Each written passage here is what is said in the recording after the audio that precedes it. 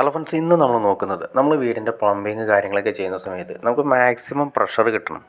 അതായത് നമ്മൾ ഉപയോഗിക്കുന്ന ടാപ്പുകൾ കിച്ചണിലാണെങ്കിലും ബാത്റൂമുകളിലാണെങ്കിലും രാവിലെ ടൈമിലൊക്കെ അത്യാവശ്യം എല്ലാം ഒരേപോലെ ആയിരിക്കും ഉപയോഗിക്കുന്നത്. അങ്ങനെ ഉപയോഗിക്കുന്ന സമയങ്ങളിൽ നമുക്ക് പ്രഷർ കുറയുന്നതായിട്ട് നിങ്ങൾക്ക് കാണാൻ സാധിക്കും. അതായത് ടാപ്പിൽ വരുന്ന വെള്ളത്തിൻ്റെ പ്രഷർ കുറവായിരിക്കും. ഒരു ടാപ്പ് നമുക്ക് ഉപയോഗിക്കുന്ന കുഴപ്പമുണ്ടാവില്ല. അങ്ങനെ പ്രഷർ വ്യത്യാസം വരുന്നുണ്ടെങ്കിൽ നമുക്കത് എന്തെല്ലാം കാര്യങ്ങളാണ് പ്ലംബിങ്ങിൽ ശ്രദ്ധിച്ചു കഴിഞ്ഞാൽ ഈ പ്രശ്നങ്ങൾ ഒഴിവാക്കിക്കൊണ്ട് പ്രഷർ പമ്പ് വയ്ക്കാതെ തന്നെ നമുക്ക് സിമ്പിളായിട്ട് തന്നെ അത് മാറ്റിയെടുക്കാൻ സാധിക്കും.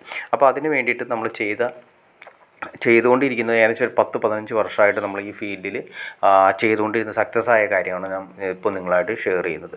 അപ്പോൾ ഇത് നമ്മൾ ചെയ്തിരിക്കുന്ന കാര്യം എന്ന് വെച്ചിട്ടുണ്ടെങ്കിൽ നമുക്ക് ഇതിൻ്റെ അകത്ത് കൊടുത്തിരിക്കുന്ന പൈപ്പിൻ്റെ, അതായത് ഇതിപ്പോൾ ഒറ്റ നില വീടാണ്. അതായത് ഒറ്റ നില വീടാണെങ്കിൽ കൂടിയും 2 നില വീടാണെങ്കിലും എത്ര വീട് ആണെങ്കിൽ കൂടിയും, അതായത് വീടിന് ഹൈറ്റ് കൂടുന്തോറും നമുക്ക് മാക്സിമം പ്രഷർ കിട്ടും.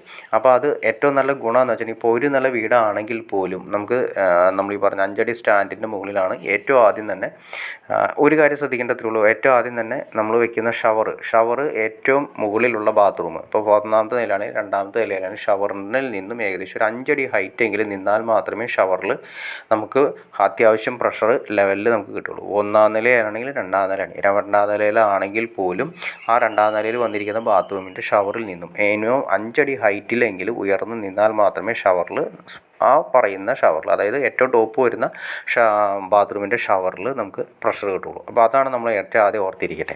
അപ്പോൾ അതിന് ശ്രമിക്കുമ്പോൾ സമയത്ത് നമ്മൾ ഒന്നാമത്തെ നിലയുള്ള വീടാണെങ്കിൽ, ഒറ്റ നിലയുള്ള വീടാണെങ്കിൽ 2 നിലയുള്ള വീടാണെങ്കിലും ഏറ്റവും ടോപ്പിലായിട്ട് ഏറ്റവും ഹൈറ്റിൽ നിർത്തുക. അതല്ലെങ്കിൽ ഏറ്റവും ഹൈറ്റിലുള്ള സ്ഥലം ഉണ്ടെങ്കിൽ അവിടെ നമ്മൾ ടാങ്ക് കൊടുക്കുക. അതല്ലെങ്കിൽ ഒരു 5 അടി സ്റ്റാൻഡ് വെച്ചതിന് ശേഷം അതിൽ നമ്മളൊരു ടാങ്ക് കയറ്റി വയ്ക്കുക. പിന്നെ അതിൽ നിന്ന് വരുന്ന പൈപ്പാണ് നമ്മൾ ശ്രദ്ധിക്കേണ്ടത്. പൈപ്പാണ് നമ്മൾ ഈ കാണിച്ചിരിക്കുന്നത്. അതായത് പൈപ്പ് ഏറ്റവും മുകളിൽ നിന്ന് ടാങ്കിൽ നിന്ന് വരുന്ന പൈപ്പ് മസ്റ്റായിട്ട് നമ്മൾ 2 ഇഞ്ച് കൊടുക്കുകയാണെങ്കിൽ ഏറ്റവും നല്ലതാണ്. 2 ഇഞ്ച് പൈപ്പ് തന്നെ നമ്മൾ ഇറക്കുന്നതാണ് ഏറ്റവും നല്ലത്. ഒരു കാര്യം ശ്രദ്ധിക്കുക, എല്ലാവരും പറയും അതായത് എക്സ്പെൻസ് കാര്യങ്ങൾ കൂടുതലായിരിക്കും. പക്ഷേ ഒരു കാര്യം മനസ്സിലാക്കിയാൽ മതി, നമ്മൾ ഒരു പ്രാവശ്യമാണ് വീട് വയ്ക്കുക.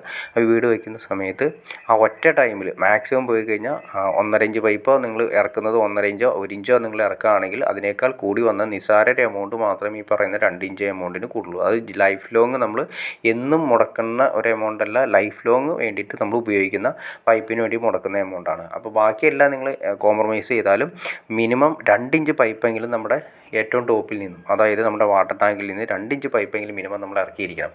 നിങ്ങൾ ഈ കാണുന്ന ലെഫ്റ്റ് സൈഡിൽ കാണുന്ന ഏറ്റവും അങ്ങേയറ്റത്തെ പൈപ്പ് 2 ഇഞ്ച് പൈപ്പാണ്. അപ്പോൾ ഈ 2 ഇഞ്ച് പൈപ്പ് ഏറ്റവും ടോപ്പിൽ നിന്ന് ഇറക്കി ടാങ്കിൽ നിന്ന് ഏറ്റവും ടോപ്പിൽ നിന്ന് ഇറക്കി താഴെ വരുന്നതിന് ശേഷം മാത്രമേ റെഡ്യൂസ് ചെയ്യാവുള്ളൂ. ഇടയ്ക്ക് റെഡ്യൂസ് ചെയ്യരുത്.